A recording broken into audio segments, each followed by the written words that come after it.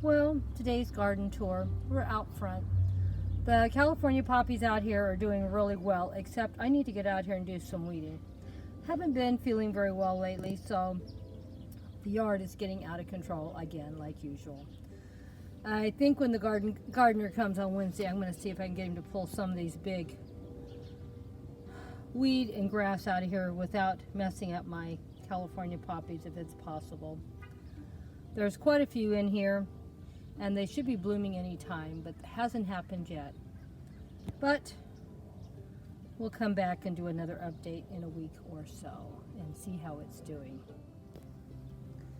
Now this is a ground cover that was a little bit of a plug, probably 2" by 2", probably like 4 or 5 years ago, and it has managed to grow this big all by itself, and it's still growing in here, still taking over the flower bed.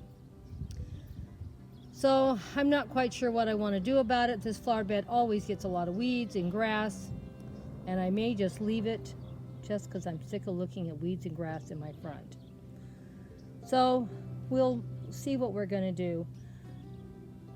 Gardener's going to have to come in and pull out a little bit of this grass that is in here, but hopefully this plant will just choke it out.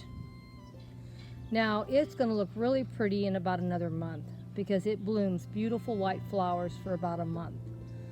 And we'll come back and do an update on that too.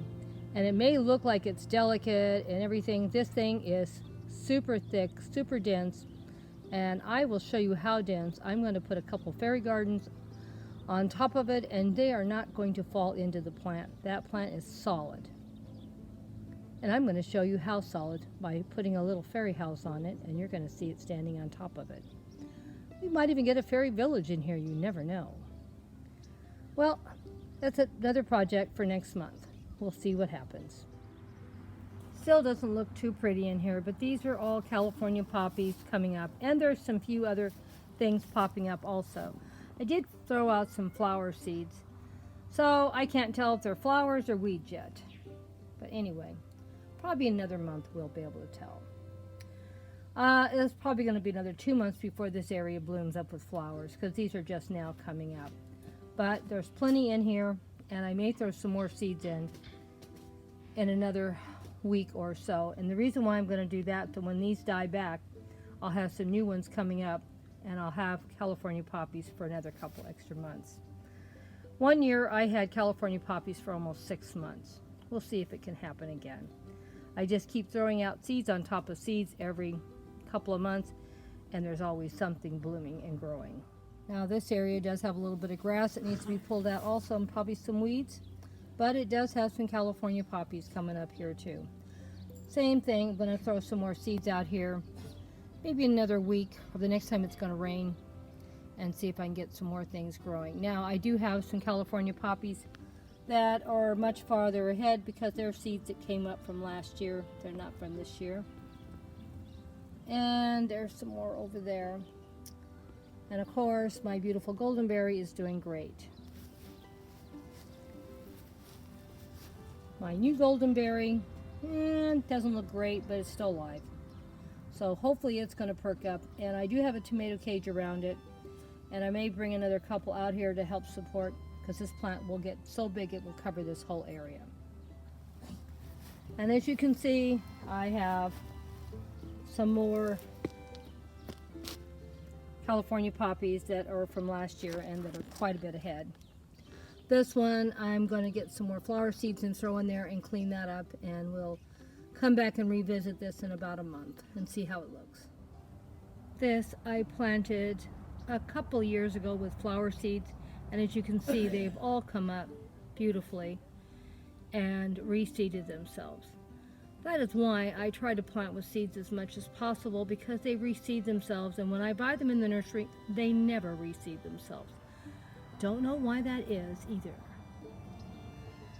And here's another area that keeps reseeding itself also.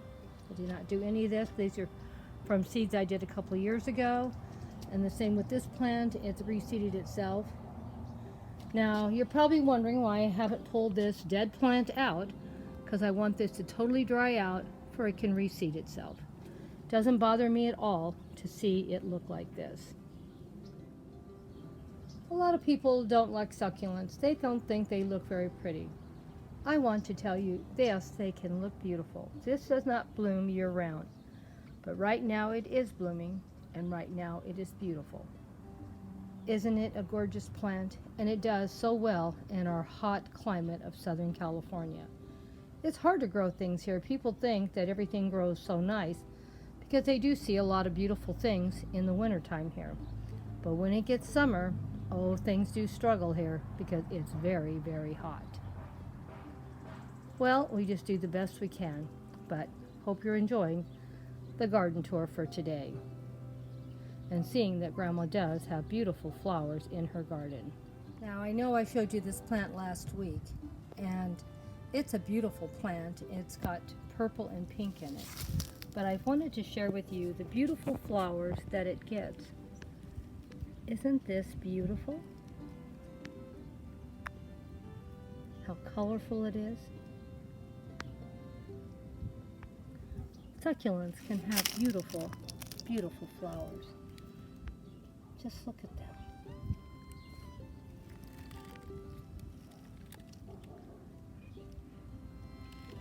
And here are the actual succulent. Even they can be beautiful. They bring a lot of color to the garden in the wintertime in Southern California. Now, I'm not saying you could grow these in a cold climate, but you can grow them in a warm climate, like we have. And they do grow beautifully. And you just take cuttings of it. This is a cutting of that same plant.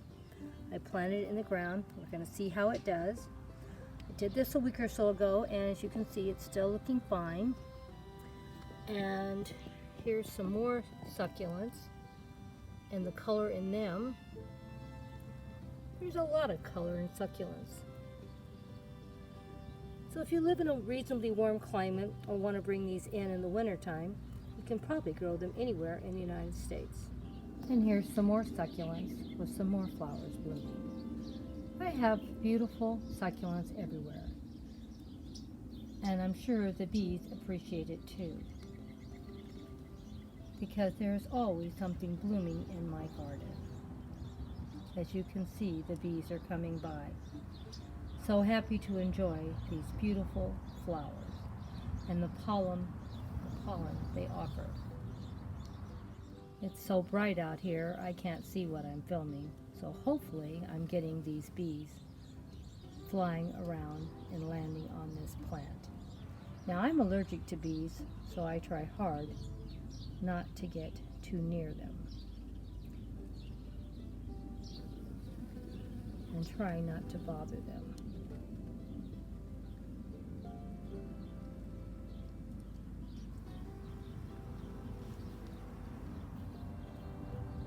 So I'm hoping I'm getting them. It's really getting warm out here today.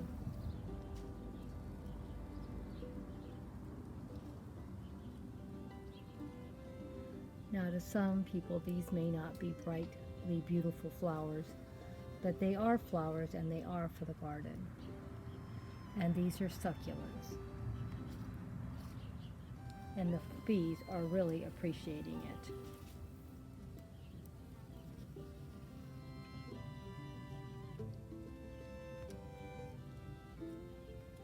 Grandma's always has something blooming in her garden year-round. And I try to plant different things that bloom at different times of the year, for I can always enjoy my garden.